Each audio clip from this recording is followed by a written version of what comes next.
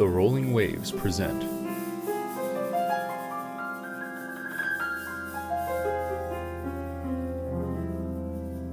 The Drifting City.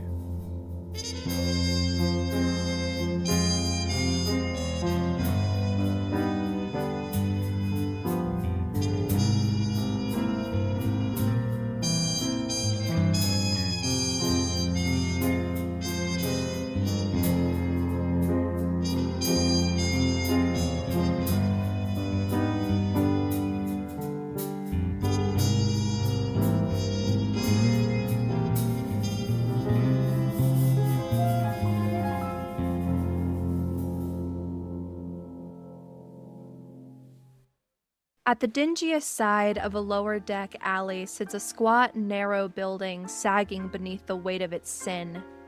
This building has seen betrayal, robbery, drugs, and murder. It's a shady corner for shady people, hiding its past behind fluttering lashes. A fitting name. Within, our troop of investigators is caught in a fearsome undertow. Rook, I believe it's your turn in the initiative order. I believe so. Okay. As far as what is still left going on around us, what is there? Yes. So when last we left off, what Rook would be aware of is that Chrys has gone into the farther room, and you have heard what sounds like a man screaming his final scream of death. There is a large fire genasi tough dead in the hallway from where Orion's after image split off and attacked her, and then I believe Orion chased after her and got the final blow. Can't remember exactly, but she's dead. There is a completely unharmed sleeping tough slumped against the locked door into the room where Valentine and Morin are with Undertow himself. And you have pulled back a bit in the hallway away from all the action, I believe, when you cast your dissonant whispers and whatnot. There is now a hole in the wall by the door into the room where Valentine and Morin are that is big enough for someone to go inside. Okay. And it sounds like there's still a decent amount of commotion in the room, yes? I would say for sure, yes. You actually saw just moments before, seconds before, a sudden hole open in the wall about the size of a human head as acid splashed through the wall there. And in fact, splashed so hard, it just incinerated the wall and actually has burned through the wall on the other side of the hallway in little flecks from where it, spread and dissipated from the initial hit. But it seems the acid has stopped burning away at this point. So you certainly know things are tumultuous inside. Cool. Okay. So in that case, you said there's a hole in the wall about good for a person-sized situation? Yeah, you would have to turn sideways to go through. I'd say it's probably your full movement to get up to it because of how you scooted back in the hallway, but you could make it to the hole in the wall this turn. Okay, cool. I'm gonna make it to the hole in the wall then, and if I can see through it, can I? Yes, you can, and it's easy to see. Morin is currently on top of the man you believe to be Undertow. You haven't seen him, but you heard him talking. You know that he seemed to be the only one that went into the room with them. Valentine is, I think, behind the bed in the opposite corner of the room, just kind of trying to stay alive. And the Undertow himself is splayed out on the ground. Morin is on top of him, and he is still struggling. It does not look like he has fully submitted at this point.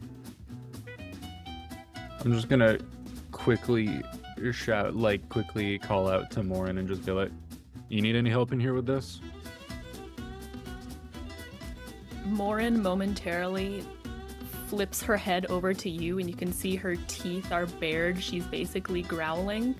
She'll think for a second and give a little twitch of her head, letting you know that you can come in, but otherwise that twitch of her head is all that is changing from the position where she's holding him onto the ground. Okay. Cool.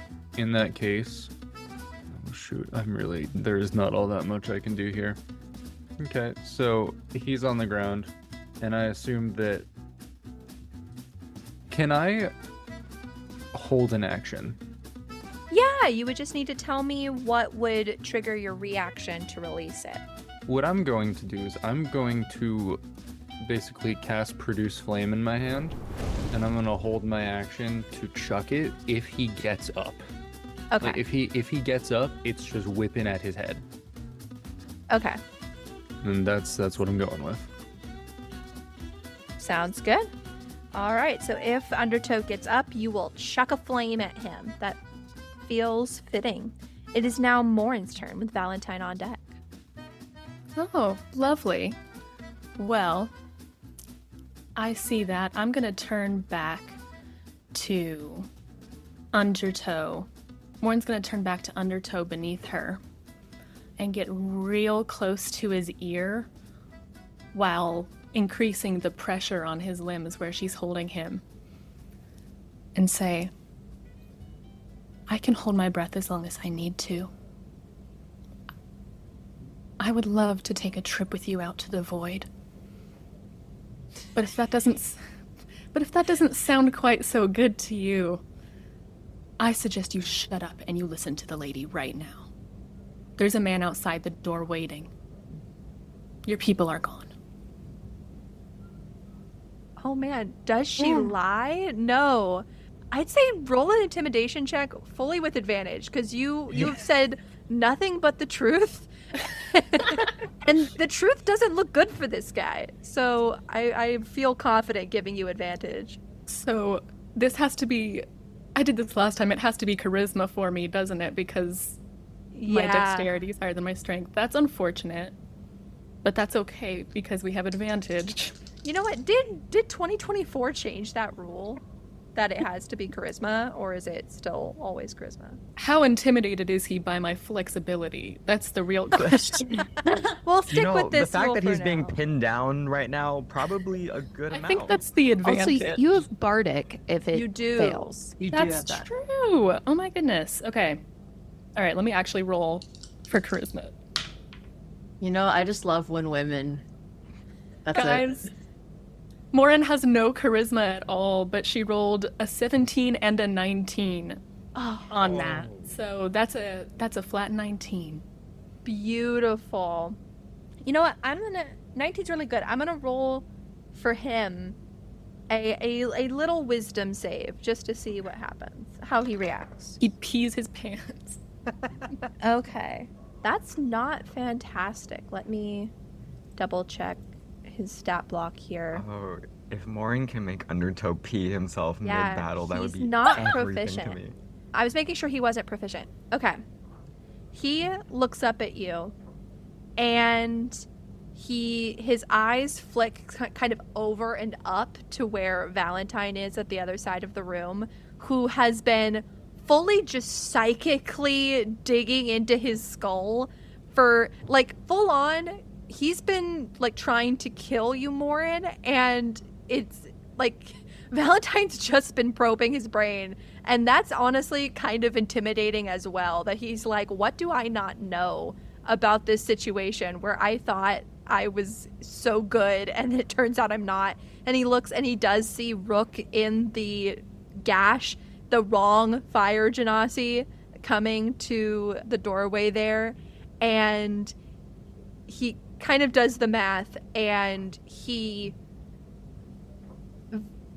not like full limp, he's still putting pressure against where you're holding him, but instead of it being wriggling and thrashing, he is now more still.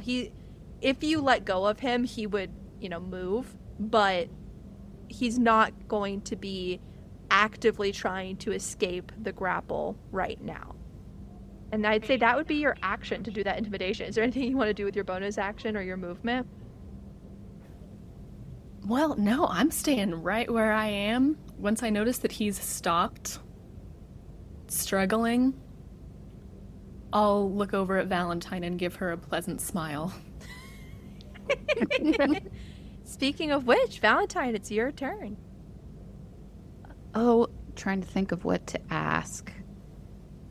I think that I don't really have anything to do on my action except to talk. So Fair. I'll just ask. I'll turn to him and I'll kind of crouch down so that he can see me. And I'll say, let's try this again. Ebder, what do you know about him? He looks up at you, Undertow, and he takes you in, and no insight required. You can see that his mind is whirling a mile a minute. The kind of thinking that is dangerous. But he stops for a moment and looks at you.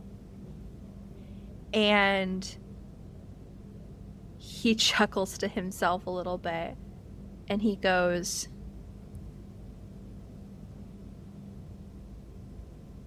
"You think you've done something worthwhile here, but you haven't. Girl, I'm the lowest on the roster.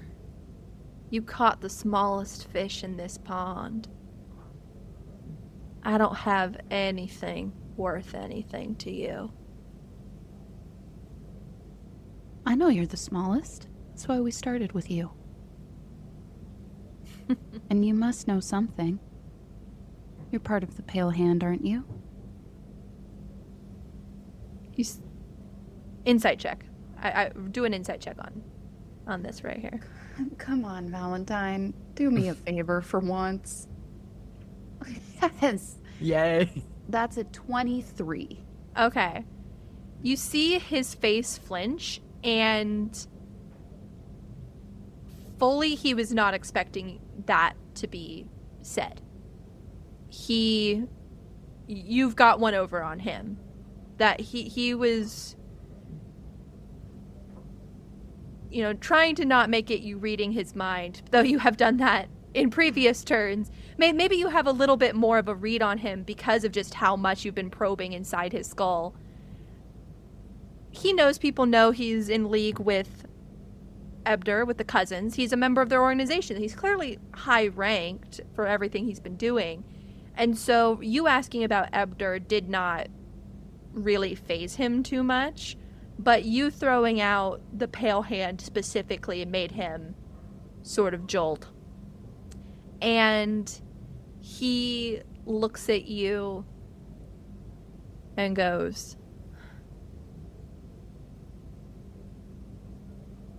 "I don't know where you heard that, but if you're planning to go after the others, you're gonna die."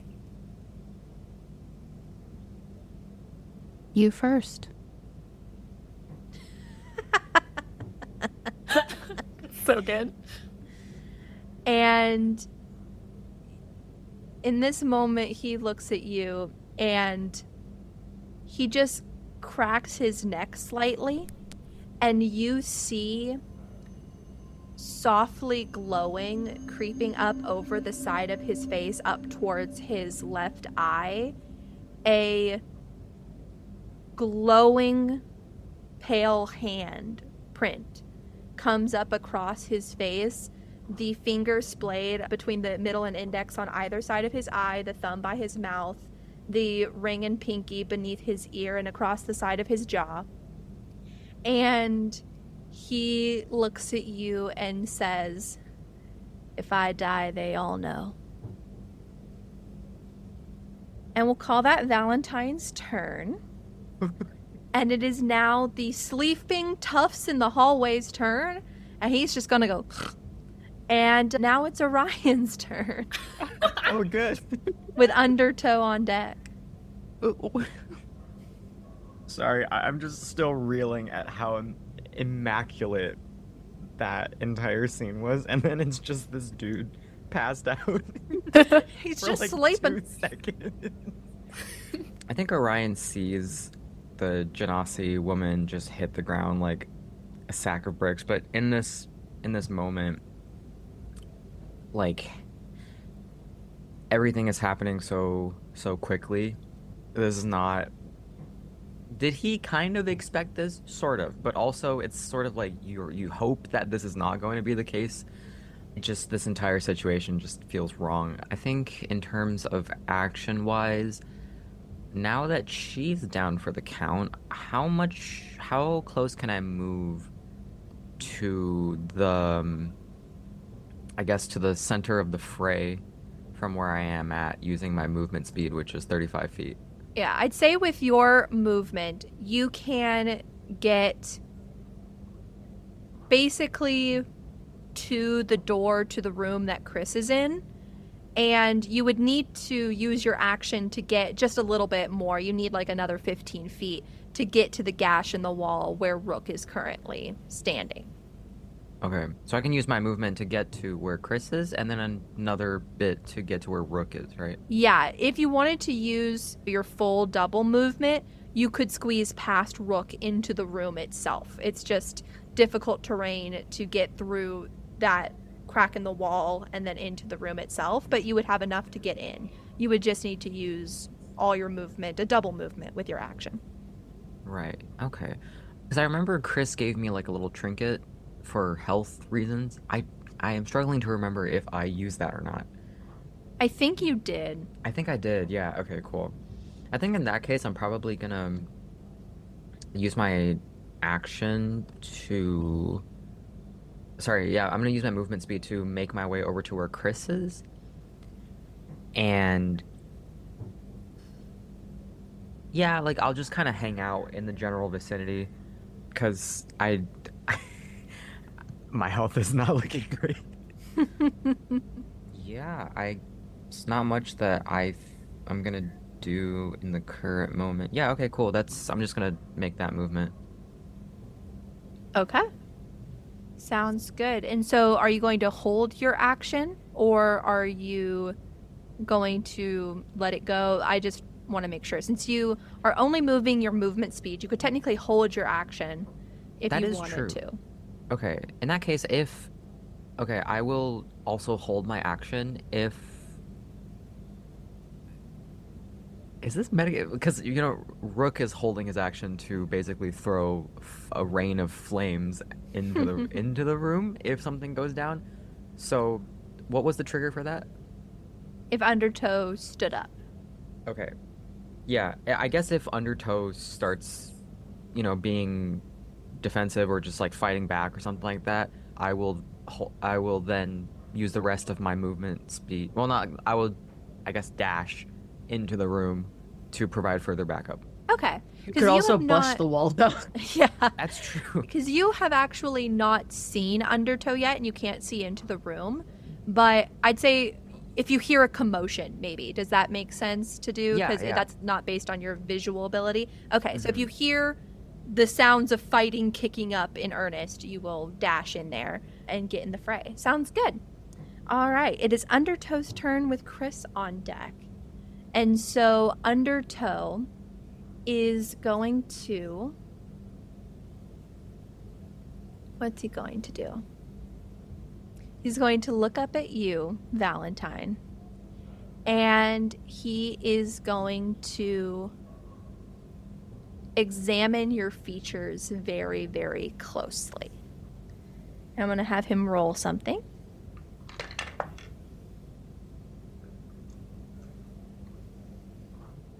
And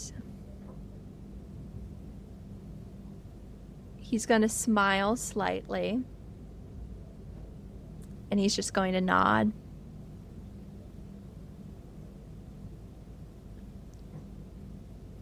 Like I said, if you kill me, they'll know. and the last 24 hours of my memory gets beamed into each and every one of their skulls. Insight check? Go for it. Hoping he's lying? Do I also hear that? Oh yeah, he's speaking normally. It's a completely unrelated question. How do we cast Disguise Self indefinitely for the rest of the time? Become a warlock is the answer. Chain packed, Here's guys. Valentine's look back again. That's a 10. 10, he's hard to read. Can I do an insight check on him? Yeah. You know what? I'll let whatever insight check you want. Does Rook want one? I was about to say, am I in earshot? Do I hear what he's You saying? know, who cares about action economy? Everybody do an insight check So here. true. That's a nat 20.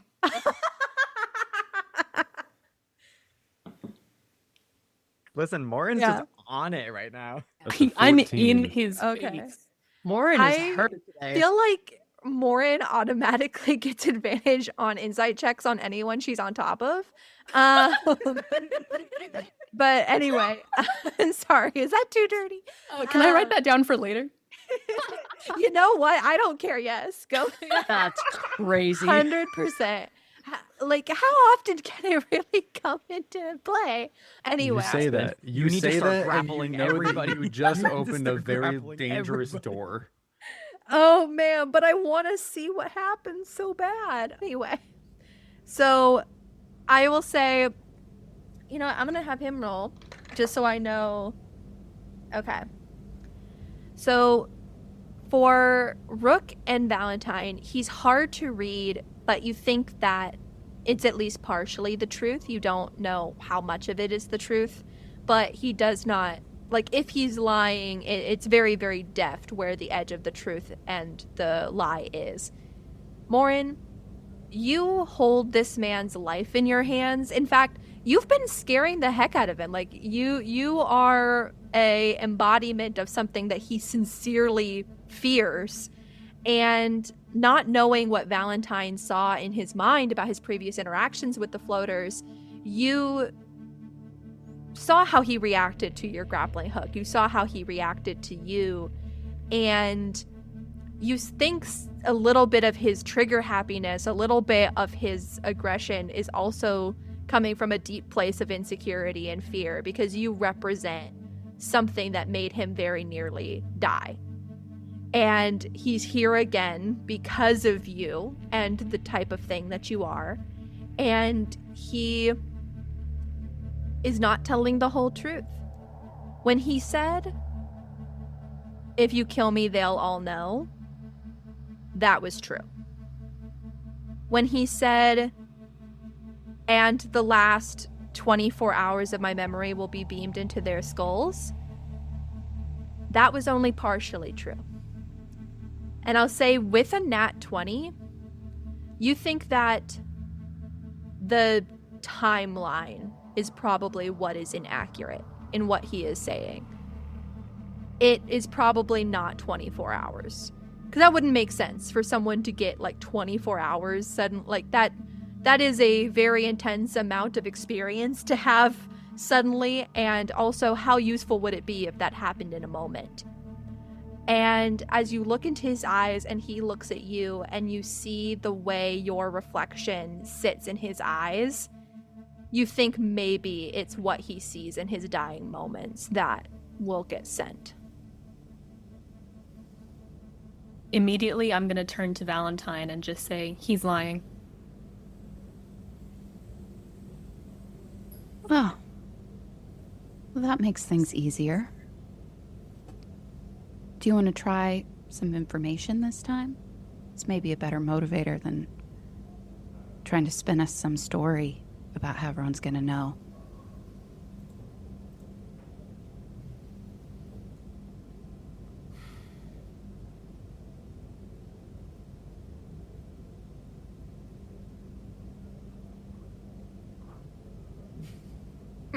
She's gonna have a field day with this.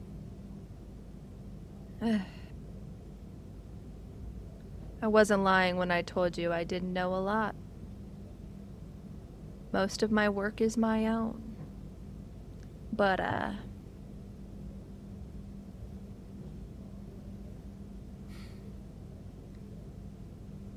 I know, because I've seen you, that I'm not making it out of here chainless. So, I'll trade you a question for making it quick. That sounds fair to me. And we'll call that his turn. Perfect. So I can think of a question. Yes. It's now Chris's turn. Oh, good. Chris, Yeah. a shaking hand, your own, comes up and touches the side of your face. You feel new flesh along what was once your bony jaw. It's not thick. You don't feel like it would pass muster as like a fully healed face, but it is certainly new. And you touch the corner of your eye and your finger comes away wet with the first tears you have ever cried in your undead life. As you are coming out of this vision of this young woman being stabbed and choked to death by thorny vines in your arms. How is Chris doing? Not good. Yeah, I would wager not good at all, actually. I would imagine maybe... How close is the body to me? About 15 feet away. 15 to Okay. 20. Chris doesn't need to check to know that he's dead. Mhm. Chris watched the life leave his eyes, and then other things happened that are very confusing and scary. I think Chris is like very in their head right now. Like, there's a lot of things. There's, first of all, oh God, I just murdered somebody. And then there's also, oh God, what did I do to them? And then there's, hey, what was that I just saw? Actually, real quick, I got that memory. Mm. Did I know that person? You have no more context for the memory than what was presented to you. Because of how... I mean more like in the memory, do I feel like I know or care for this person? In the moment, you are like, the feelings you felt were shock and horror. Okay. But the way that you ran up to this person and grabbed their shoulders and begged them not to die leads you to think that this was probably not just a random person on the street. But in the experience of the memory, like, your brain was too full of shock and horror and fear to have thought of, this is my relationship to this person and blah, blah, blah. But you get the distinct feeling it was not a stranger. Okay. I don't, it's okay if I can't figure this out because, obviously the memories don't have context. Do I get the sense, was she, murdered by someone else, or did I kill her? You don't know that. Okay. You were standing a distance away from this person when the vines overtook them, and you saw the vines choke them out, but your memory starts in the moment immediately after the vines start growing. Okay. If that makes sense. So whether it was you, whether it was someone else, what immediately preceded it, you essentially remember up until the time the vines touched them through this person's death, but Okay. nothing outside of that time frame. Sorry for all the questions. It's Another fine. question, just for my own brain and putting characters and whatever. What did she look like? In the moment, the exact details of certain parts of her body or physique are blurry. It's the weird thing of, you might vividly remember certain parts of a experience, but for example, you can't remember the faces of the people around you at the table, when you're blowing out the candles on the birthday cake, but you know that people were there or whatnot, right? So you don't remember what she was wearing. You don't necessarily remember if there were other people on the street or anything like that. You were so focused on her. But in terms of the features that she had that you can recall, you know that she was a young woman, late teens, early 20s. She was human. She had, the pale skin that a lot of people have here on the decks because they can't get sunlight. But you think that her natural complexion, it's just pale because of the light. And she had red-brown hair. It seemed to be tied back. You can't really remember if it was a ponytail or a braid or something like that. And she had big brown eyes. And you remember that because you watched the life leave them. Okay. Okay. I'd say there's nothing about her physical appearance that would make her stand out to anyone except someone who cared about her. Okay. Okay. And as Chrys is ruminating on this memory, like lingering at the corner of his mind, is Chrys going to do anything with an action, a bonus action, or movement? Or is Chrys going to just stay here contemplating and dealing with what just happened? Ordinarily, Chrys probably would have just, stood there, just staring at the body and thinking and, trying not to freak the hell out. But Ryan just came up on her, left or something, which I think might startle her a little bit. So she's gonna kind of just jump. Yeah, fair reaction. He just killed somebody. Yeah, he's just covered with blood, head to toe, absolutely dripping. Yeah, so you jump when Orion comes by. Oh, you are bloody. Are you hurt? And I think Orion looks down and he's just covered in blood. He's like, probably, yes.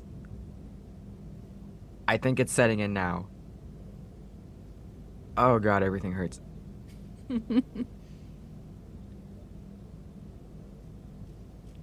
Chrys is just gonna kind of blink for a second because, we're not blink because Chrys doesn't really blink, but take a beat for a second. Their brain's not working at top speed right now because a lot of things are happening. So new thing, oh god, Orion's bloody, process that. I should probably heal him, is the brain going. Oh. Okay, I can help. And I'm gonna cast Cure Wounds. Okay. I'm going to cast Cure Wounds at 2nd level. Cause he's looking rough, right? Yeah. Not great. I'm not gonna say a particular number, but my current HP is in the single digits. Oh, that's no good. That's less than stellar. You know how a paper cut doesn't hurt until you look at it, and then it's horrendous? I think Orion just had this lady swing hammers at him, and then now that he's finally out of not out of combat, but he's taken a moment to breathe, he's like, that's injuries everywhere. He doesn't lose any HP until this That's moment. a heal for 18 HP. Nice. Hey, thank you so much. And as the way Chrys does it this time, they're not fully present.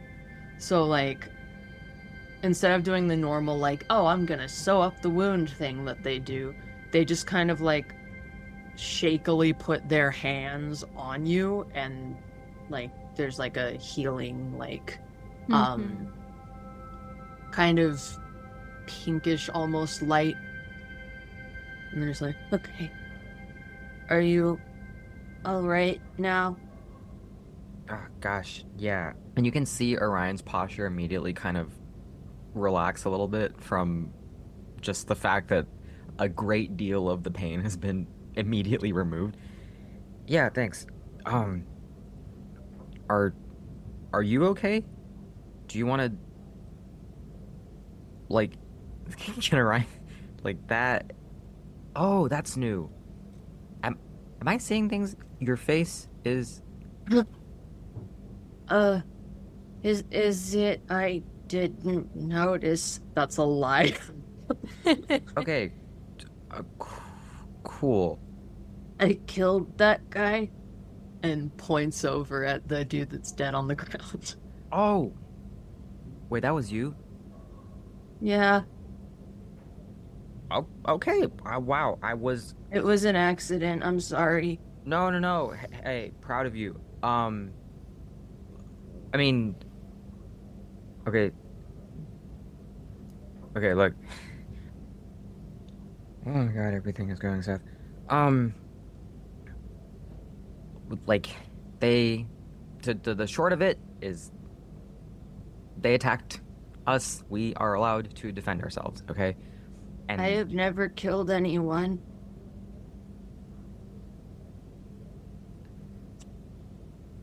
yeah, you don't seem like the type to.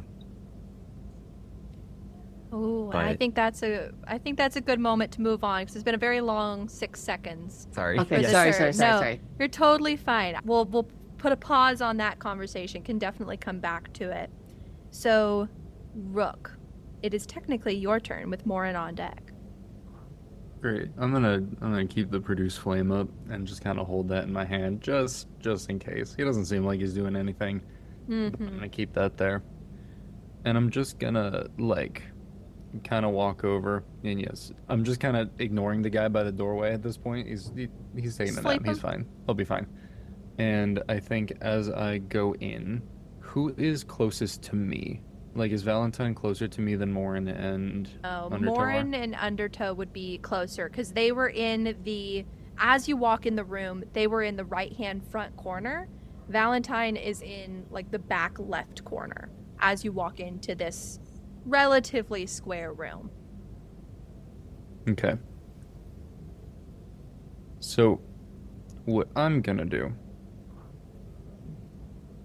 is, I think, since we've kind of got a rough handle on stuff, I'm going to take some rope and I'm going to start binding this guy's legs together. Because I don't want him to be able to do anything. Okay. You can certainly do that. What are you using to bind his legs together? Oh wait, no, my brain went in default D&D mode. I don't think we started with the backpack of stuff. No. This is a room with Oh, a bed shoot. with sheets and stuff. Cool. Yeah, I was actually just about to say bed sheet. I'm just gonna run over, bop, tag that, and then just start wrapping around his just basically cocoon his feet together. Nasty. Hey, I gotta keep him. You gotta keep him covered, man. You're doing this guy a favor. All right. You're able to do that. Morin, is there anything you would like to do on your turn? At this point, I'm basically waiting for a signal from Valentine to just knock this guy out. So, no. Okay. You could, if you wanted to, hold your action. to I'm knock him out. technically holding my action, but if we're going out of combat, that's functionally what I'm doing. Okay. But we'll say that Rook said he's going to stay on alert for the produced flame. You're staying on alert to knock him out. We'll say that people are honed to act, and you would get a chance to react should something happen. And then now Valentine. Take us out of initiative and into what you're going to do. Okay. She looks him in the eye. She says, the monsters. The ones who drink blood, who can't die. insight check to see if he recognizes that. Do an insight check. God, it's a 9. He's really hard to read. Okay. Now, consider if I were to make an insight check. Yes, you could make it with advantage. Yes. I will say, at this point, actually, I don't want to make any, but I already did my turn. But I'm thinking that at this point, seeing what Rook is doing, Morin probably would move to actually like get him up and to get Undertow up into a sitting position and just be kind of like holding his arms behind him. Mm-hmm. That works. That's fine.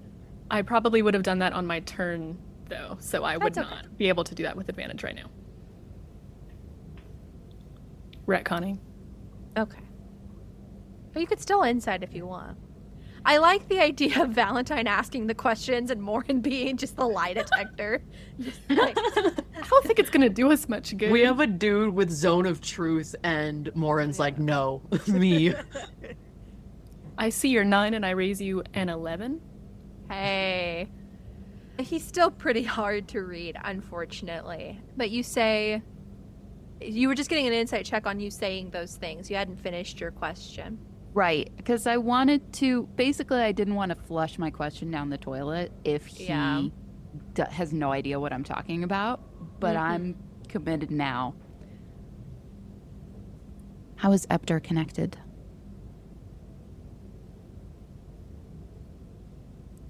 Undertow sinks a little bit into Morin's grip and looks at you and goes,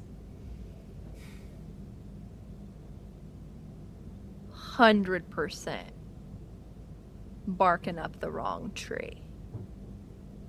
Not connected at all.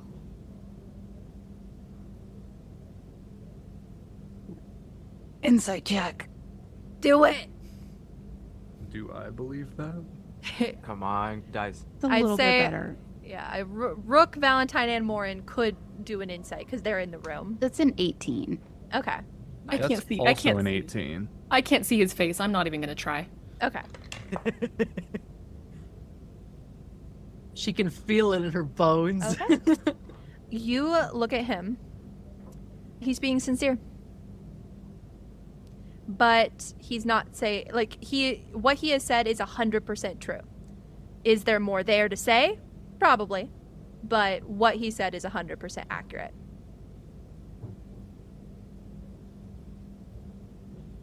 I promised you a quick death in exchange for an honest answer. I count honesty and completeness as very similar. My friend here has some really nice magic tricks with fire he could show you instead.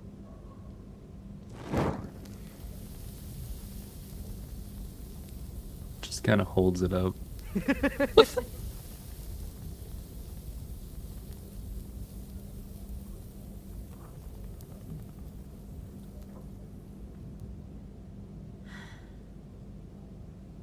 I truly don't know the whole story.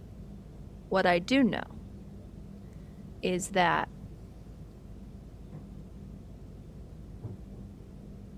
the uncle is on the other side of whatever you seem to be looking for. There's bad blood in that direction. Between Ebb and whatever's above my pay grade to know about. My job was to research ways to get an edge in that fight. I don't know more than that. Thank you for your candor. How many bullets are in my revolver? 6. I think. Okay. Or is it 8? Well- It's normally in a revolver. Huh. You 6 can tell. is standard. Okay, I thought it was 6, so 6. pillowcase him. Okay. And Morin, would you like to do the honors, or I can? She'll kind of pull the revolver a little bit out of her thigh holster. Real quick interjection, sorry. He did say that some of the information that he's taken in is going to be sent to other people. Just probably like cover his face, let that sit, let that ruminate for just a little bit. Don't want anything that he's seeing going out, you know. Morin will take. She'll hold both of his arms back with one arm, and she'll use the other one to like wrap around his head and start covering his eyes. And then, Rook, if you wouldn't mind getting a pillowcase. Yep, I'm already on it. Just goes and grabs it. Just Over his head. And then Morin will kind of shove and drop him to the ground and walk away and look at Valentine and say, I don't kill anyone who doesn't deserve it. Go ahead. Fair enough. I'll say before this final moment, Orion and Chrys, you could enter the room and be here as well. I don't know if you would like to or you'd like to finish your conversation, but what are you two doing as they're wrapping up this interrogation? I would love to enter the room. I mean, Chrys is kind of still shaky. I'd say Chanterelle would tug at the corner of your cloak and make little hands like uppy. Little uppy hands. I'll pick her up. If you pick her up, she'll nuzzle into the corner of your neck and like do sort of the cat nuzzle when they're trying to make you feel better. Oh. Yeah, Chrys could stay in the other room and take some few moments to process. Yeah, I think I'll do that. Okay. And so I'll say in the temporalness of this, Orion, you are coming in as, you know, Morin and Rook are starting to put this guy into the pillowcase. You see Valentine has a gun out that I think you were unaware that she had. I think everyone was unaware that she had this, you know, brilliant steel gun. And you're coming in as it looks like they're about to execute this guy. My God. This got way brutal really quickly. Oh, yeah. I squeeze in through the gash in the wall, just half expecting to be like, okay, it kind of looks like it's calming down, but I'm ready to put my fisticuffs up. And it's just a pillowcase over the head. And I feel like Orion simultaneously has the thought of, this could have been dealt with so much more quickly. Seeing the gun and also being like, I'm so glad I'm not on the wrong end of that. Mm-hmm. I'll say, as you're coming in, I do want you to do a perception check for me. Lovely. Perception. Okay, that's decent. Okay, a little less decent. What does a 14 get me? I'd say a 14 is enough in this moment. As Morin is removing her arm so Rook can put the pillowcase over this guy's head, you see a flash of brilliant emerald green eyes that you recognize.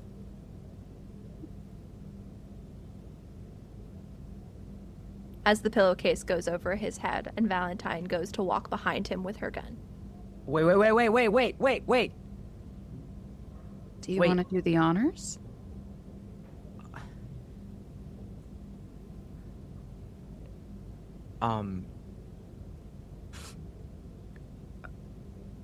Maybe in a second. Wait, hang on. Rook, lift up the pillowcase. Sure, yeah. I'm gonna say Undertow is fully bound, like hands behind his back. Like he is threat neutralized in terms of this moment. Okay. Mm-hmm. Can I history check him? No need. I told you. You'd know those eyes anywhere. Oh, okay.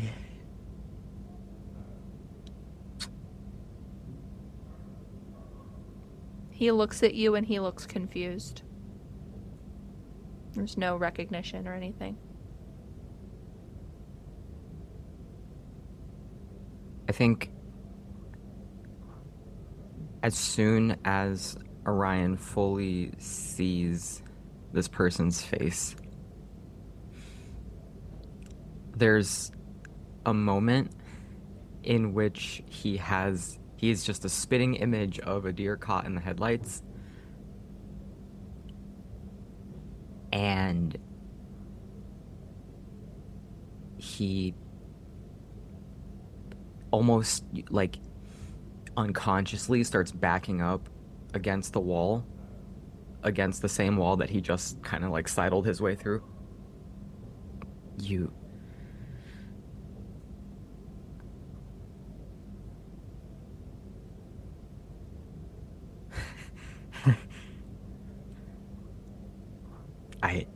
I'd say what goes around comes around, but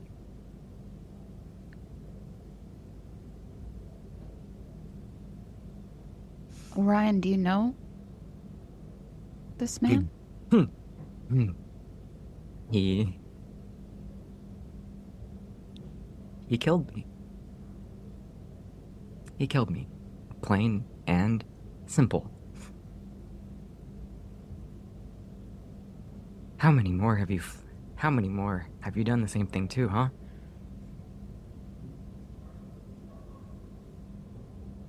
Undertow, if that's your name. Where is it? What did you do with it? What? You just lost the...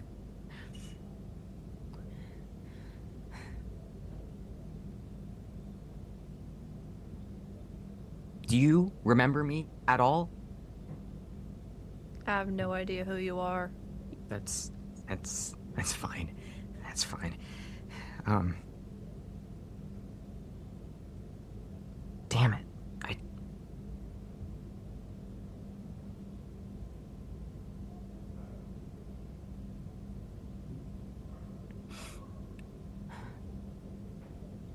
Valentine.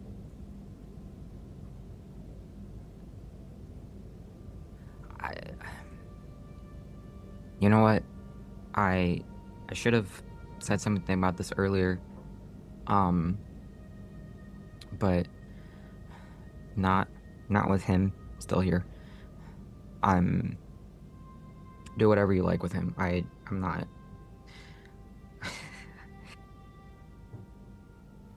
Is there something that Chrys Yes. wanted to do? Oh, I was gonna say maybe around now Chrys would come around the corner. Okay. You don't want to do the honors?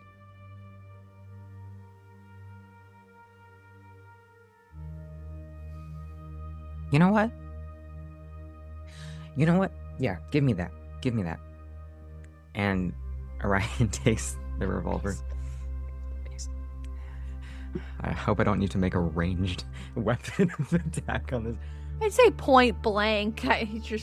We're gonna say it's max damage, all of that, right? Don't let him look at you as he dies. Or us. Yeah, okay. That's what the pillowcase is for. Cool. Alright. And it's around now that Rook is going to turn around and walk out of the room.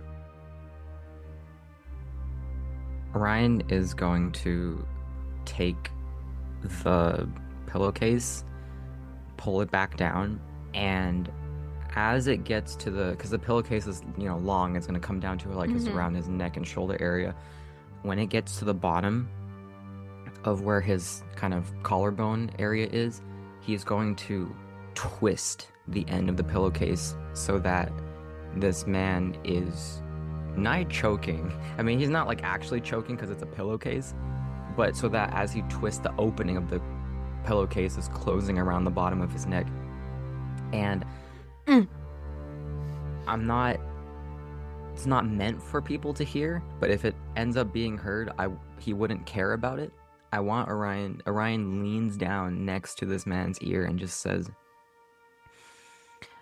I hope this is even a fraction of what you did to my family. I hope you feel even a fraction of the pain that you caused me and my family when you killed us. And he puts a bullet clean through Undertow's skull.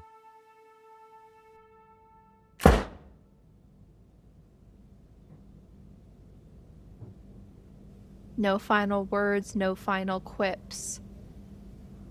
Undertow is ended with not even a whimper And then as a Orion bloody is- pillowcase falls to the floor.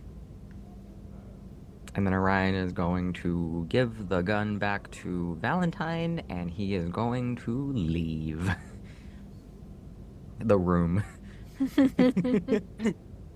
I'll say the sound of the gun probably, because Chrys came around the corner at like the end of this.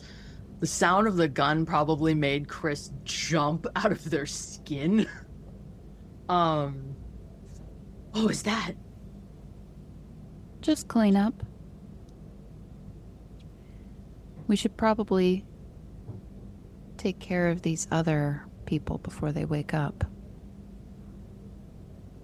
Maybe the desk woman, too.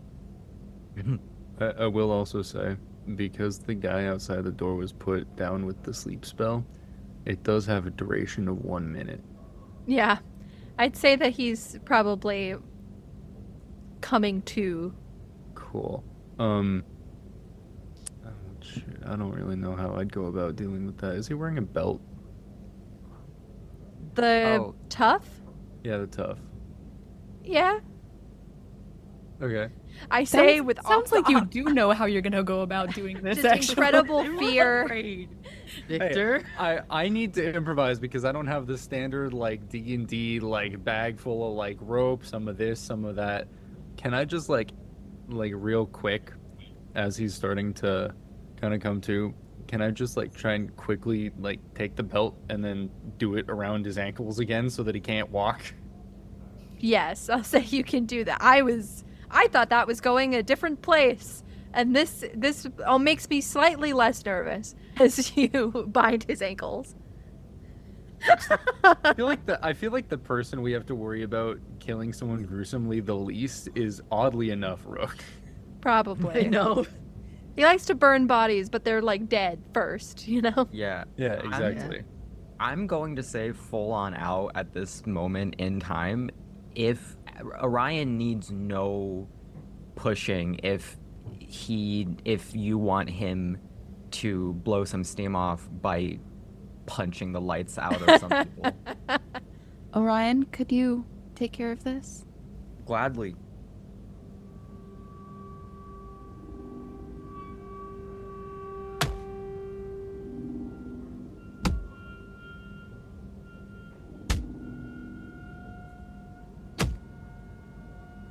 So now everyone's dead out here?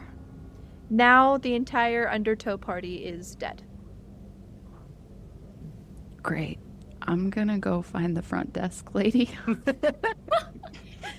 The old woman is behind a sort of fantasy plexiglass shield in the front office. You know, have you seen those movies where there's the rundown motel and they have the glass and that's where she is. She looks older than Sin itself and looks at you and looks at the blood on your clothes from where you were hit, and she looks at like your party of bloody people filing in after you, and she looks at you and she goes, "Honey, I'm not paid to,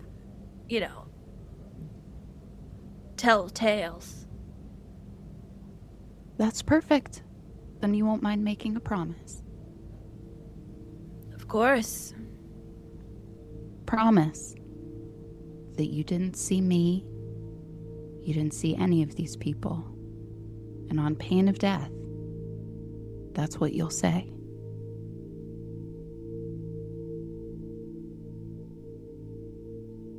See who? I need the words, please, ma'am. I promise not to tell. She rolls her eyes. I promise. And I think a little kind of chain of light comes from Valentine's wrist through the glass around the old woman's throat. And I'm going to use a bardic to use promises made.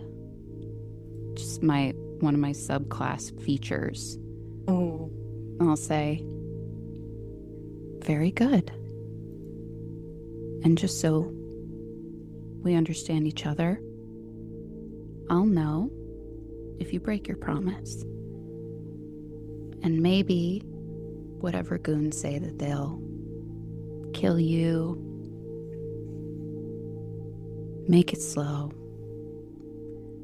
But I promise that if I feel you've broken yours, I'll come find you. I'll find out who you love, maybe a spouse, child, grandchild, maybe just a vendor in this lovely establishment. And I'll send them to float beside you. We understand each other?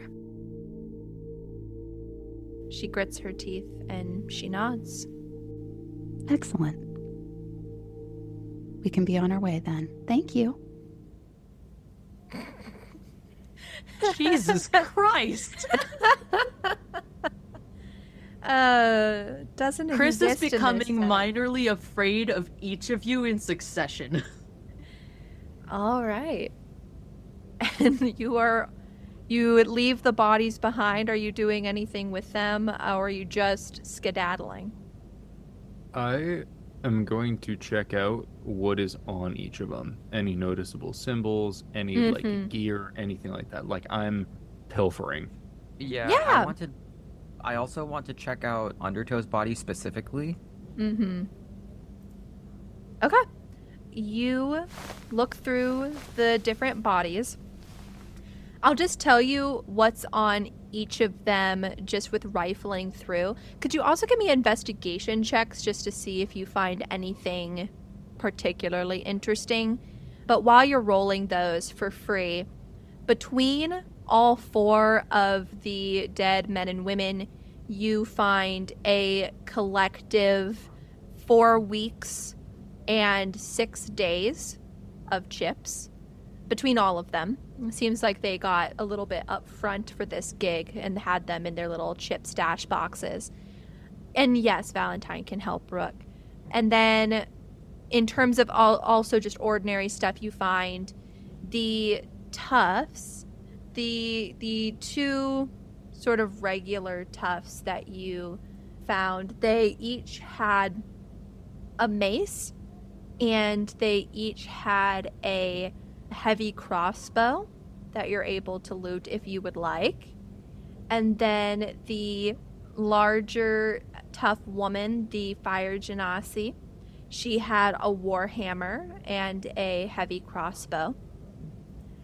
And then you find easily in Undertow's vest 6 chemical vials of a putrid green substance, as well as what appears to be a small piece of petrified wood that has been carved and clearly seems to be a spellcasting focus.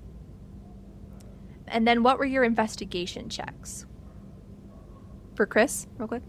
You said like putrid whatever in the vials. I have proficiency with alchemist supplies. Can I see if I know what that stuff is? Yeah, I'll say go ahead and roll alchemist tools check. I'm fairly certain it's wisdom plus proficiency, so you can roll that. Okay. And then what were the investigation checks? My first roll would have been a 3 for a total of 11. My second roll was a 27. Oh, nice. And what did Orion get? I rolled a 19. Yay!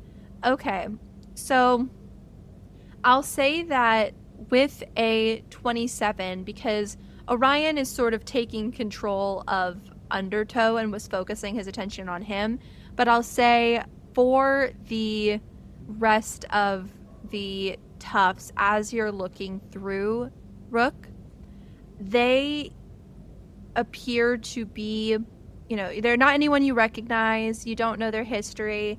You look, only the large fire genasi woman had papers on her, like identification papers that you would need to get access to certain areas of the upper decks or the old city. And so she was probably the head of this little troop. And the group doesn't have any identifiable, like, you search all over, no identifiable like gang tattoos, no anything that seems particularly strange. So you're fairly confident to say these are hired toughs. You can sort of rule out any extra twist to the puzzle related to these three. They were Undertow's hired toughs. You do see that the fire genasi woman has a spent messaging stone in her vest. You did not see, you guys were very clear, you did not see her use it during the fight. But she has a spent message stone. So you know that these are akin to a message cantrip rather than like a sending stone. And they let you send something out one way. So she has a spent messaging stone on her. You don't know what that necessarily means, but you're able to find that. And with a 27, unfortunately, that's all you're really able to find of note, as these are all, you're able to thoroughly X out any other plot twist related to these three. I will say, you can also loot them for armor and stuff if you guys want. The toughs don't have anything nice on them. The fire genasi woman has medium leather armor, and specifically Undertow has a chain shirt underneath his vest. So if you guys want to loot armor and stuff, you can do that. Oh, that would be amazing, because I don't have any armor. Yeah, so you guys could look at those things. So the normal toughs, those two guys, they didn't really have anything. They were just wearing, tough work shirts and vests, but it was not armor. The tough boss had medium leather armor, and then Undertow had a chain shirt. For Orion, with your 19, you said, looking through Undertow, you found those vials. Pull off his leg brace, and you see that there are arcane runes carved inside of the metal of the brace. It's unclear what they do, but there are intricately carved runes, scratched, engraved. They're not so much engraved as they're clearly scratched. It's not like they were done nicely. They were done with a knife on metal. And as you pull off the leg brace, you see that. And in his vest itself, you find his travel papers, as well as a little notebook that unfortunately seems to have been refreshed recently. Like, it's only the first few pages that are full of stuff. And it is basically notes akin to, I have a meeting at this warehouse to look at X supply, and it's alchemical supplies and things like that make sense with him being an alchemical radionomist. And you do see that there are several notes in the margins related to what appears to be a name you saw in the list itself of the Pale Hand. You see that a lot of his meetings also had Paulo near attending. And so it seems like he coordinated a lot with that member of the Pale Hand. And then there's also several derogatory references to a vine Things like this woman's going to choke the life out of me. I guess her name is fitting. Stuff like that. Like, how dare she, steal this glory away from me, kind of thing. I'll show him that I can do what she can't. Little notes like that are almost a little bit deranged. And in fact, if you shared this with the group, they would recall he at one point muttered under his breath, "Oh, she's going to get a kick out of this." So you get a clear indication that he and whoever this Vine is were not good buddies. And I'll say that's what you're able to find with a 19. And I'll say with that 27, because I do want to honor it, you come in behind Orion and you realize that he didn't check the shoes. You should always got to check the shoes. And as you go, you are able to peel off the bottom of both of the wingtips that Undertow was wearing. And you see inside he has stored 2 extra emergency weak chips in each of the 2 shoes. So you get a little bit of extra money from his emergency stash, Rook, when you double check. So funny to me, actually. Hey, you never know. So I'll say, are Also, y'all bringing all your spoils with you? I rolled the or- check okay. on the alchemist stuff. I also cast guidance on myself. I got a 14. I didn't roll super good. Okay, we'll resolve that in a second. Are you guys taking like all these weapons and armor and stuff with you? Are you Some taking? of it, probably. We need money. Okay, are you I need taking? money. We need a stash Orion's place. the pack horse. Yeah. Yeah, I'll say I can- specifically, are you taking everything I have described, including papers, leg brace, all of that? Everything. Okay. Nothing being left behind except like the clothes on their bodies. Oh, Can I and take the pillowcase. vials? Yeah, you can take the vials. And then with that 14, is there something that Rook wanted to do real quick? Oh no, it can wait. Okay. As you guys are walking out. Oh, never mind. I can't wait for that. Okay. That pale mark on his face, was it still there after he, When you remove the bag from his head, it appears like the pale hand has been seared into his flesh. Okay, Rook's just gonna produce flame on his hand and kind of close his eyes and just burn like the whole side of his face, just to obscure the mark so that it's not visible. Okay. Because it can't be seen if the whole half of the face is also seared. There you go. And for Chris? Also, before we leave, actually, the guy that I killed in that one room, Chris is going to like kind of squat down next to the body and like put like one hand on like the like shoulder, I guess, and just say, "I'm sorry." That's it. Okay. And I'll say maybe as you're standing up and turning away, you look at these vials, and with a 14, they seem to be some form of acid. You don't know anything too special, but it appears to be very potent acid. Just from looking at them without actually busting out your supplies and doing tests or anything like that, you can't determine any other special properties it might or might not have. But you can tell just from looking at it, oh, this is some very, very potent acid. I'm gonna keep that. I mean, Okay. like, it burned through a wall in a matter of seconds, so that sounds pretty intense to me. It's fairly gnarly, you would guess. And as you are walking away and looking at this acid, you see just very, very slowly out of the corner of your vision a little cephalopod-like hand slide towards one of the vials, start to wrap around it slightly and try to just slowly pull it from the little, slots that they are in this little pouch and try to pull it close. Chanterelle, no.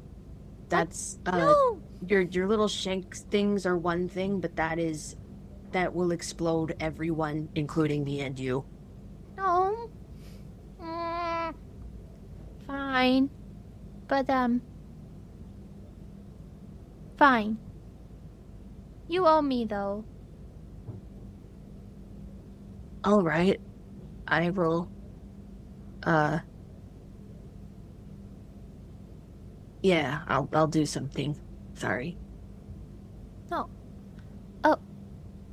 Okay. Maybe next time, or maybe sometime, you can cast a spell for me or something. Oh, that'd be cool. I wasn't trying to make you feel bad. Oh, that is all right. I will be fine. It is not you.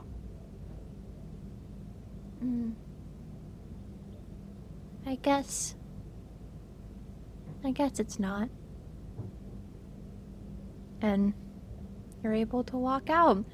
So, Valentine is threatening the life of an old lady as a group of people, primarily Rook and Orion and Chrys. I don't know if Morin is helping carry the loot of all of the... Okay, I see Aspen nodding.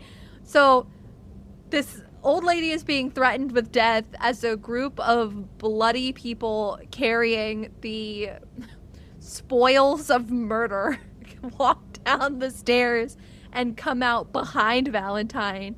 And as Valentine is finishing her conversation with this woman, and the woman's hand, gnarled with age, comes and just gently traces the ghosts of where the chains looped around her neck, she looks down at her hand, briefly glances up towards the people who are coming down the stairs, and then looks down and away very quickly and is making... You see, it looks like she's trying to be busy, looking like she's making notes in her ledger, but she's just doing squiggles.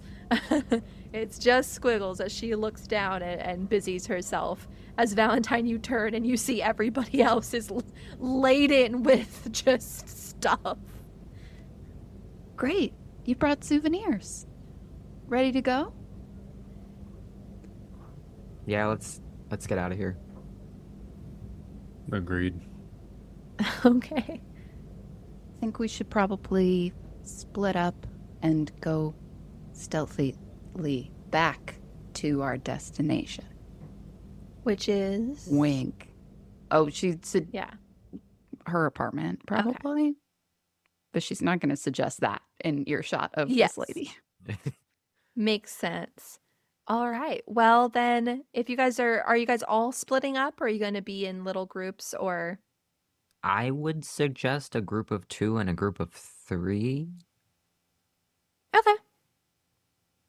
I'll go with Rook, I guess. Fine by Great. me. And then Morin, Valentine, and Orion. Okay. Then we'll have like 2 separate group stealth checks, and we'll see how this goes. And I'm going to say, Orion, unfortunately, you're rolling with disadvantage because of the sheer amount of blood all over you. Oh, Yeah, I did that to myself. Sure. It's okay. I have a +7. Come on, Morin. Oh. I got a 9. Oh, no. Oh, I got a 9, so I got a 16. Okay. Okay, good. So my first roll was a 14, which would have been an 18. My second roll is a 4, so I rolled an 8. Okay. We've got an 8, a 9, and a 16. And then what about our other mostly dead crew? I got a dirty 20. Nice. What Nice. about Rook? I got a 17. Okay. So I will say probably the mostly dead crew makes it back to Valentine's apartment first, which means that they're hunkered in the little archway that leads up into the building proper because they don't have Valentine's key to get in. But yeah, Chrys? Actually, that's lovely because I wanted to have a private conversation with Rook. Okay, we'll get to that here in just a second. And then the other crew, almost immediately, you are gawked at by a couple people in the street. I would say mostly Orion, but by association, you guys and have to dart into a side alley and like camp out for a little bit while people pass. And it takes you so long to basically, you have to essentially wait until there is no one on the street to go, because you know that you are so conspicuous that if there is someone else around, you will be noticed.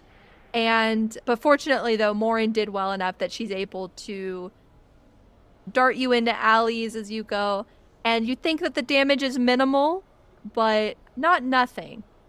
But you're able to make it eventually back much slower. But in the meantime, Chrys and Rook. Hey.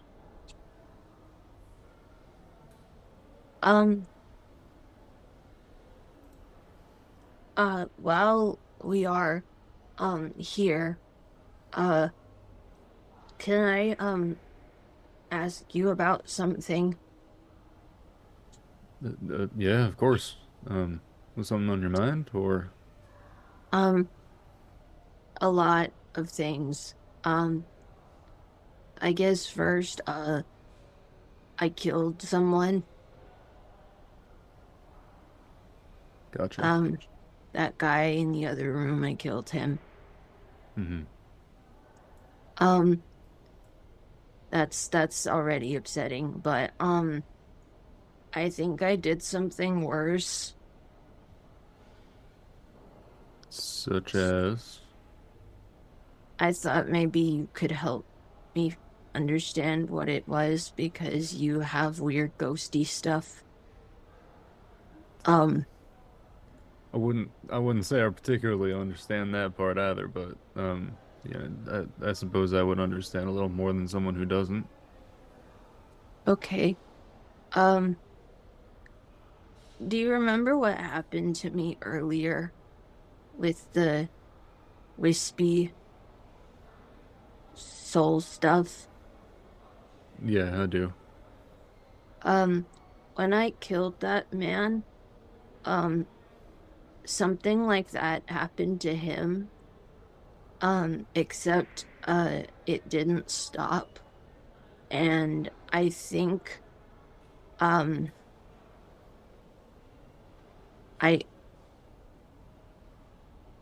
wispies, went into me, and now my face has more skin. Huh. Well,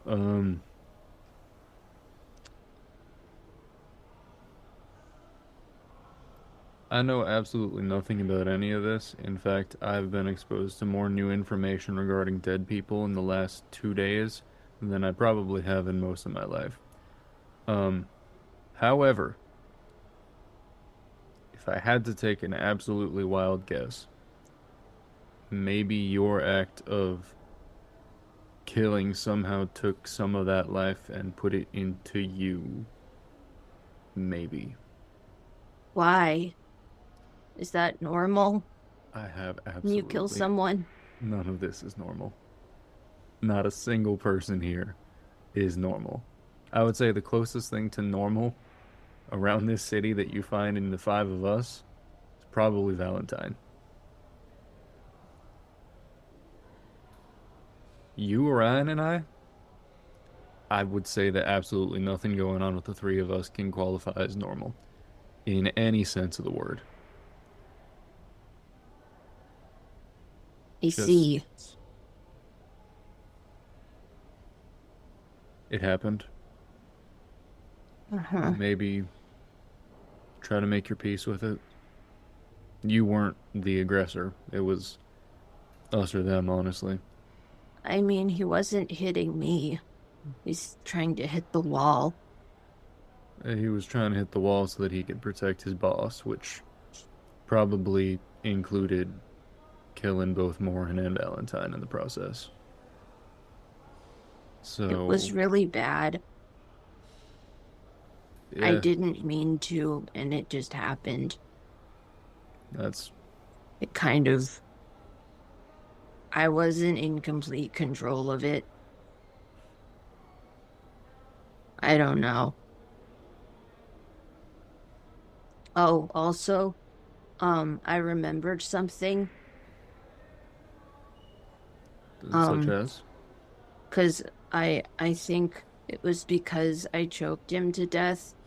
But I remembered, I think there was a girl, and she got choked to death by thorns, and I was, I think, very upset about it. I don't know this person, but I think I did. I don't know.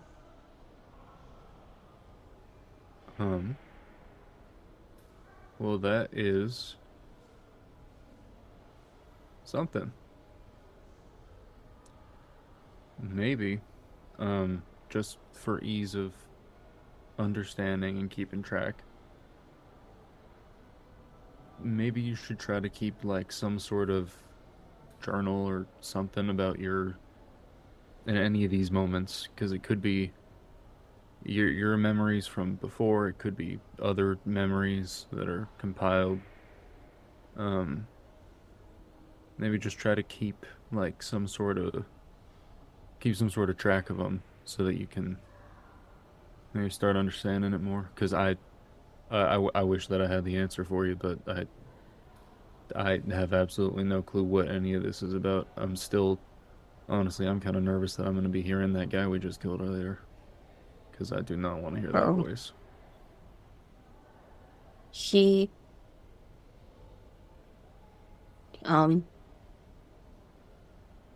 right.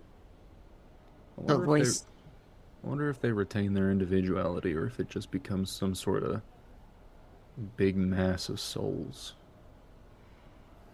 I think it's just like a weird amalgam. I wonder if you'll hear that guy I killed. Oh, maybe. Anyway, Well, sorry. No, don't. You have nothing to apologize for. This is. I didn't want to talk about it in front of everyone else because Valentine and Morin seemed freaked out last time. Yeah, don't listen to them. They're too boring. They just. Okay. No, I mean, jokes aside, no, it's difficult for anyone to handle. I have more perspective because I laid on the verge of death for probably a good 2 years, 3 years, somewhere in there. Time kind of loses meaning when you're pretty much bedridden. And Orion has what he's got going on. I guess we just killed who killed him. So maybe he got his revenge. He was very angry. Extremely, yeah. That usually happens when you die. Especially when you die because of someone. Trust me, those voices are the angriest when they know who did it. Why did he beat that guy to death? He didn't do anything to him. Guilt by association. Oh. It was he was part of the other group. He had a job to do and we had a job to do, and unfortunately for him, we did our job better. Chrys, I want you to roll an intelligence saving throw for me. Oh, good. Oh, fantastic. I was wondering news. when that was going to happen. I'm so good at those no. guys. Okay, for is what is the deal here? Like, what are the parameters here? I just Just need so you to I'm make an aware. intelligence saving throw. That's what the parameter is. Oh God. Okay. We'll sort like out that. what's going I on don't- once we know the result. I don't like that That's one bit. that's an 11. An 11? Okay. You listen to Rook's words, and specifically the phrase guilt by association makes your entire body tense with recognition. And you feel deep down in the pit of what's left of who you are that phrase once meant a lot to you. Oh. no. Chris's eyes go wide. Did I say something wrong? Or you're okay, right? I recognize that phrase. What, we did our job better? No, the association one. Oh, gotcha. It scares me, I think. Maybe. Is it fear that I'm feeling? Just recognition right now. You don't have context. It's Didn't roll making quite me well feel enough. something. And I don't know why. Rook is gonna... I'll do the journal thing. Yeah, I was about to say Rook is gonna kind of reach into his jacket and just... He has like he always keeps spare notebooks for random stuff in case he loses one. He kind of pulls out a little like pocket-sized journal and just scribbles in just a quick Chrys stuff at the top, and then just bullet points really quick, and then just writes quote-unquote guilt by association, and then he just hands it to Chrys. Oh, thank you. Don't mention it. I always got to keep extra notebooks and things. I had a bad habit before when I was still learning. I would always end up losing them, and then I don't even want to know how that happened with like actual evidence. We're not going to talk about that. That would be unfortunate. It was on menial like menial cases and stuff, but still it wasn't very professional, and just kind of, out of sight, out of mind. And then all of a sudden my notebook with the evidence for that case is gone, and I'm just like, oh, I just had to rely on memory to jot it back down. Hope I got it. That was a while ago, but yeah. Gonna sit down and start scribbling stuff out. The ones that I've had before, the thing about sisters and protectors, he wrote down the guilty by association thing already, and then the new memory I just got. Mm-hmm. And Are we Yeah, I'd say at back? this point you guys are walking up. All right. I think as I'm opening the door, she's fiddling with the lock, and she doesn't even look over her shoulder, and she just says, Orion, how did it feel? Killing Undertow?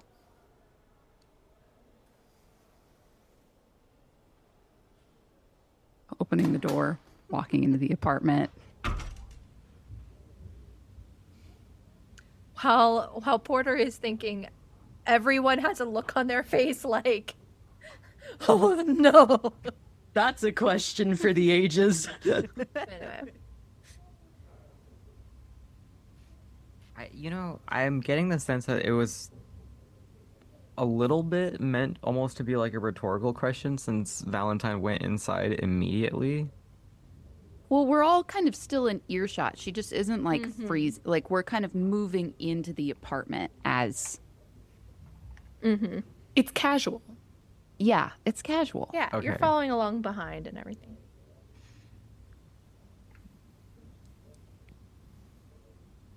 It was fine.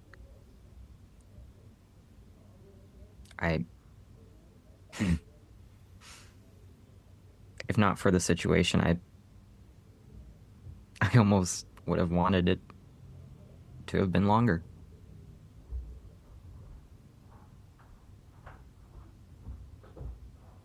That's good to know.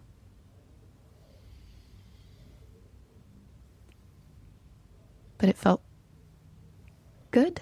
You feel better?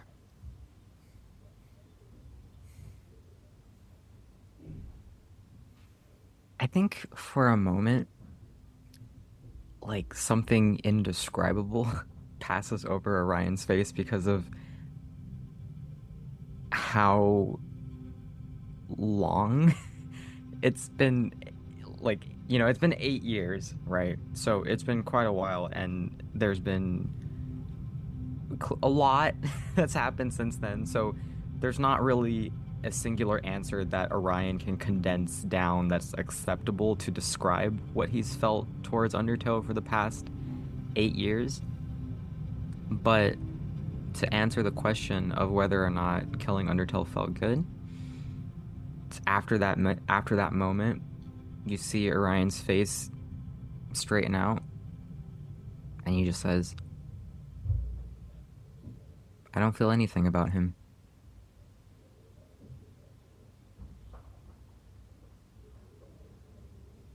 But the act itself.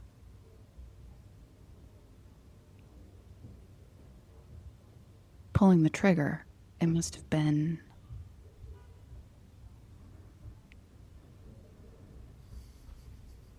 good.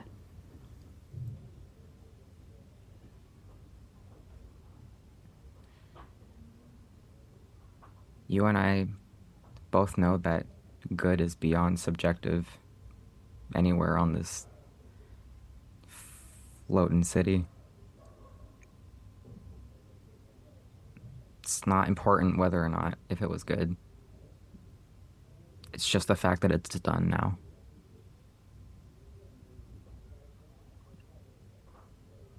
I suppose.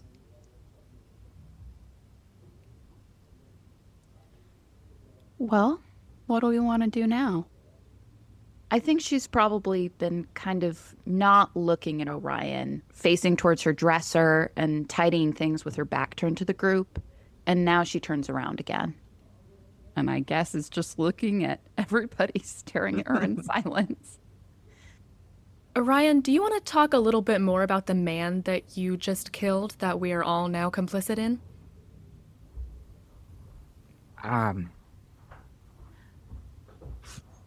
That's right. You guys weren't around for that particular bit of conversation. So for the sake of it not being repetitive, I think Orion will catch Morin and Valentine up to speed on what happened 8 years ago. The whole getting murked and then coming back and not knowing who killed him except for recognizing the eyes, which he saw.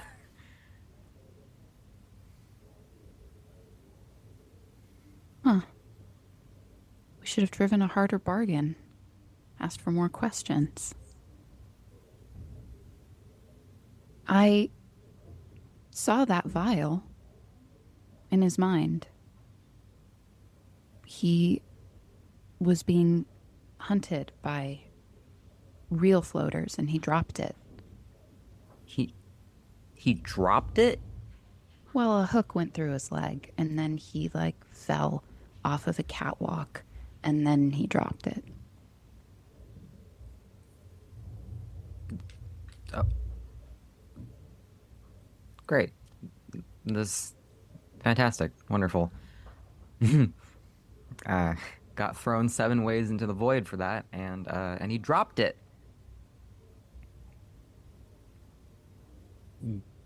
Did it look like the floaters grabbed it in the memory, or? No, it just fell. Down towards the lower decks? Towards the hold. Towards the hold. Mm-hmm. Interesting. If that was their job, they wouldn't have stopped until they completed it.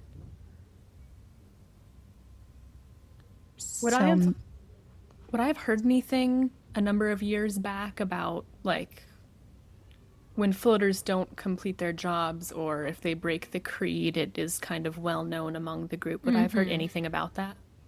Yeah, you recall that memory you had when you were first speaking to Undertow about how there had been someone who was impersonating a floater, and that's very big no-no. That's super against the rules.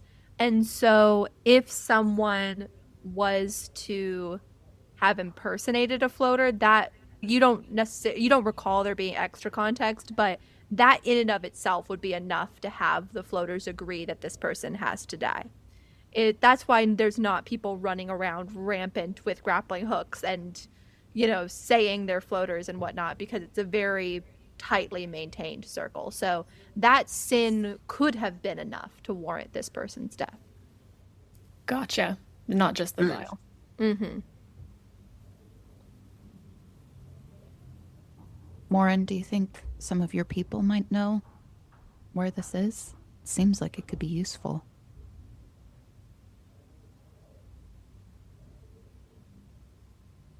Would have been sometime in the last 8 years is what we determined, right? Do we have any closer of a timeline of when this memory was? It couldn't have been that long after he killed Orion, right? If he was wearing the false floater gear, was running. Floaters make pretty quick work of the people they need to find, right? I was pretty new to the Creed around that time, so I wasn't quite as looped in on everything that was going on. I couldn't be trusted until I'd earned my own chords, but I might be able to ask around. People usually, when they get into this, they're in it for life. It's not always 8 years long, but I have someone I can ask. Amazing. Thank you, Morin. And then maybe we can look back through Wrexham's notes. Find some new leads. Probably good now that we may understand a little bit more of what we're looking at. Do you think what you are looking for is still down there, perhaps?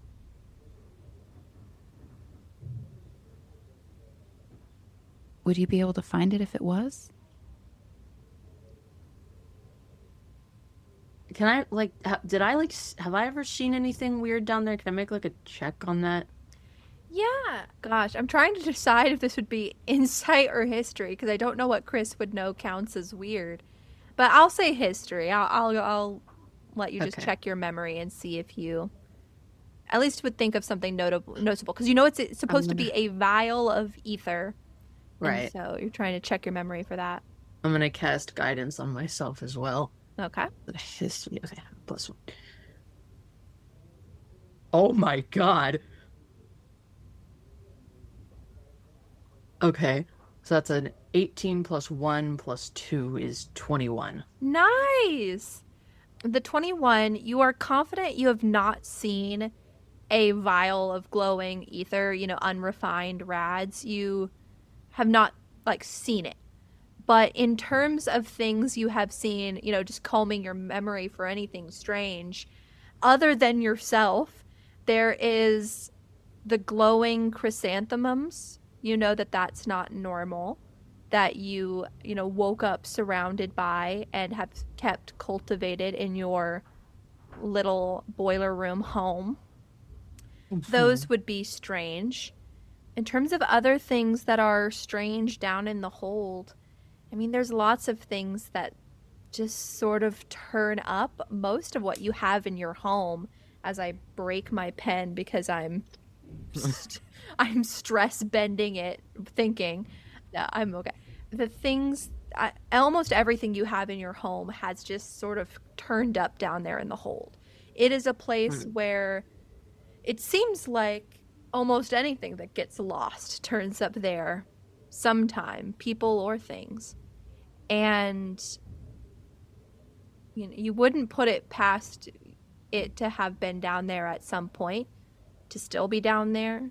You don't know, even with a 21. You have not personally seen a vial of ether down there. I have not seen a vial of anything, but I find a lot of lost things down there. It's pretty common for lost stuff to come down there and weird things to just show up. I usually kind of take stuff that I find that's weird. It could be down there. Like, I have my shelf of things, not all of that's from other people. I have my glowing flowers that are kind of strange. I guess it could be there. Like somewhere down there. Truth be told, I don't know if a vial would even survive the drop. Oh, It's a vial, it's not indestructible. hmm. I don't know. I think it could be a useful bargaining chip. If Undertow wanted it, then Ebder might have wanted it. And it seems like it can be used against those monsters. Huh. Fair point.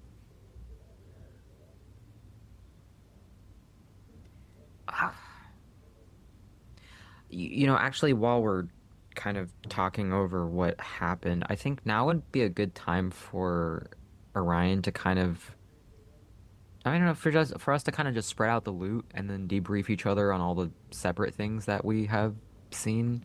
Specifically, I want to bring up the notebook with notes about XYZ warehouses and various supplies, and then the reference to like the vine lady that he didn't have a really good connection with, because I remember that being in Wrexham's notes a good couple of times, so that's probably significant.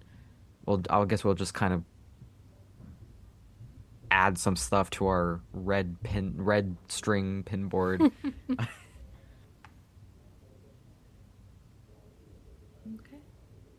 I'd say, is there any information that people have learned that they are purposefully not going to share?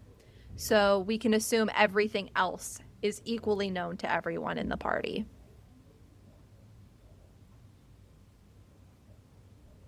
Yes, but I think, yeah. All right. Everybody has shared everything. We're all up to speed. Like I'm not gonna tell everyone else about the soul sucking incident, but other than Okay. that. So only Rook is aware of that.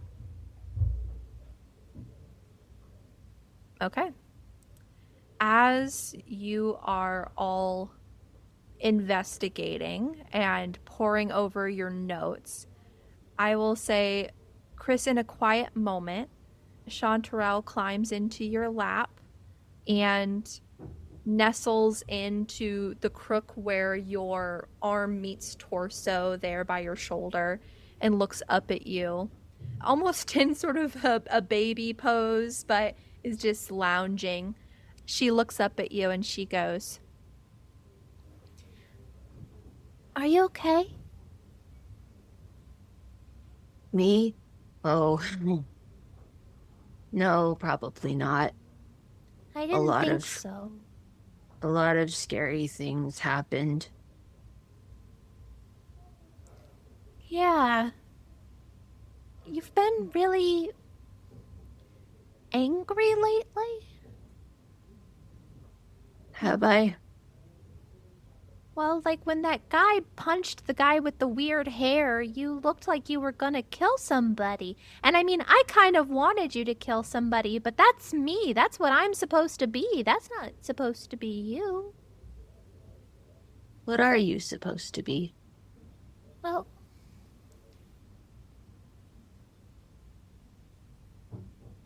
I thought maybe we haven't talked about it before.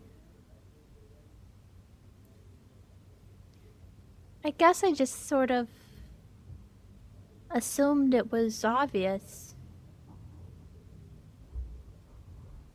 Hmm. Uh, I'm your rage, Chrys. My rage? Your hate, your violence, that's what I'm supposed to be.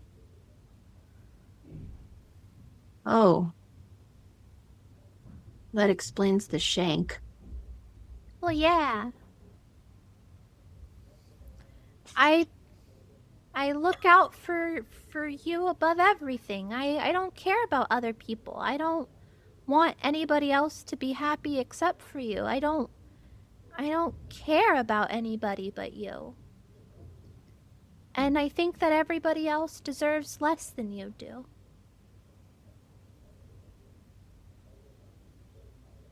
Oh. That's...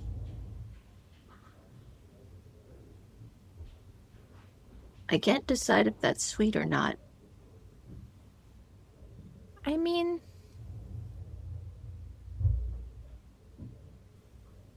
I don't know. It's my job. When you came alive, you gave all of that to me. I gave that to you? Yeah. I got the sense that you didn't want to hate people anymore, so you gave it to me. I did? I think. Was I alive when I did that? I mean, you were like you are now. I don't remember doing that. You were new?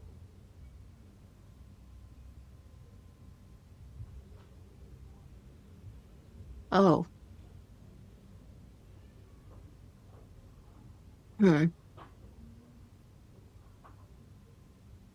I did not know that I did that. Oh.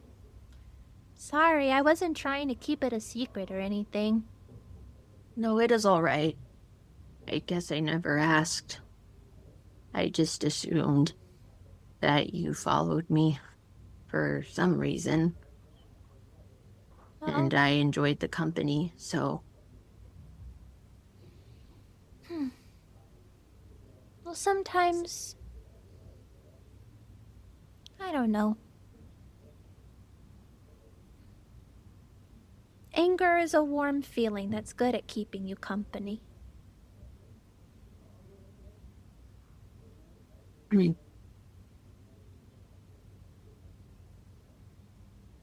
If you are my rage, then why was I so angry? That's what I'm concerned about, because it seems like you're getting different. Or maybe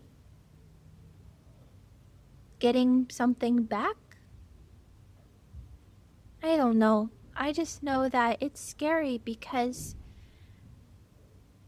if you're angry, you don't need me. Oh.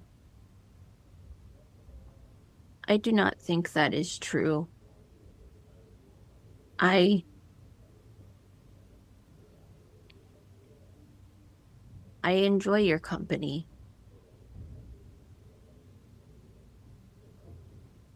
I do not particularly like being angry.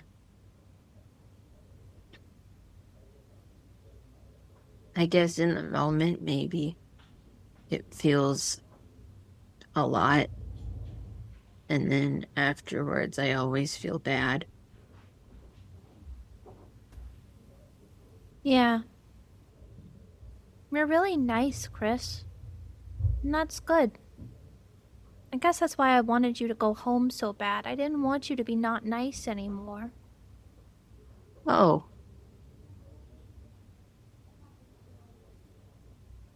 I'm sorry I made you worry.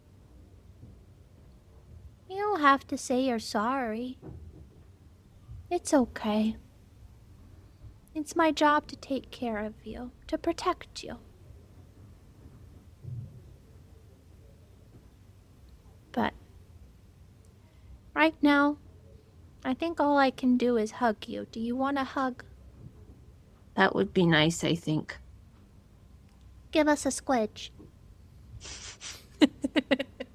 And Chanterelle gives you as big a hug as her tiny little arms can manage.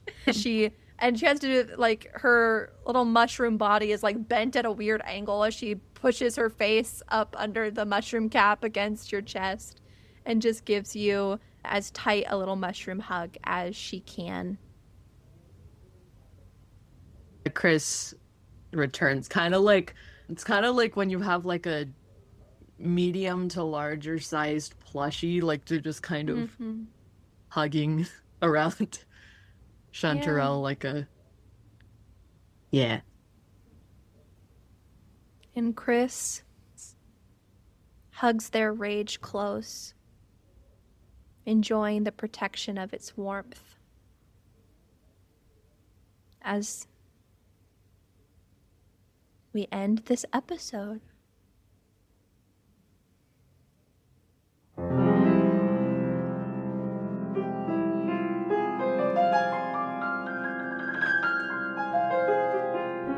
The Drifting City is a production of The Rolling Waves, a group of friends who wanted to make a creative project together. Your drifters are Lily Bell as Chrys, Aspen Langford as Morin, Porter Hurst as Orion, Victor Thorne as Rook, Marilyn David as Valentine, and Ray Hamilton as the narrator. Editing and sound design by everyone at The Rolling Waves. Episode titles and descriptions by everyone at The Rolling Waves. Music, sound effect, class, subclass, and other credits can be found in the episode description. Thank you for listening to our story.